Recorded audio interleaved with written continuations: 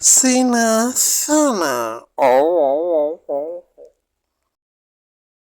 මොකද සීයා ඔළුව බතාගෙන උඩ බලාගෙන ඉන්නේ. නෑ බං මම මේ කල්පනා කර ඉන්නේ කොයි වෙලේ නම් මෙහෙට මිසයිලයක් වැටෙයිද කියලා. ඒ කොහොමද සී?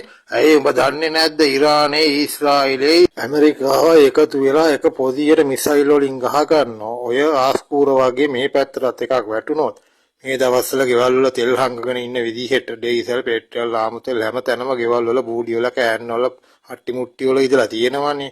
ඉතින් සුරුස් ගාලා පත්තු වෙයි කියලා මම මේ බයේ ඉන්නේ. ඕවා මේ පැත්තට කීයටවත් වැටෙන්නේ නැහැ සී.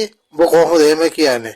ඇයි ඉතින් එයාලගේ IMF ආධාර වලින්මනේ අපි මේව හදාගෙන ඉන්නේ. මේවා ගිනි තිබ්බොත් එයාලටමයි හදලා දෙන්න වෙන්නේ. ඒකින්ද උන් කීයටවත් මෙත්තට එවන්නේ නැහැ.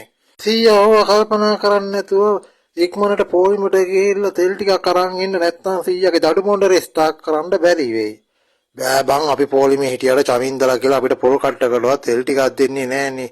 මම බැලුවේ හොඳට හැඩතීර කඳක් අරන් ගියා නම් පොලිමේ තිබ්බනම් තෙල් ගත්ත හැකි සුටුස් කියලා. ඉඳාක මං ඒගොඩට ගිහිල්ලා හොඳ කඳක් හොයාගෙන එන්න.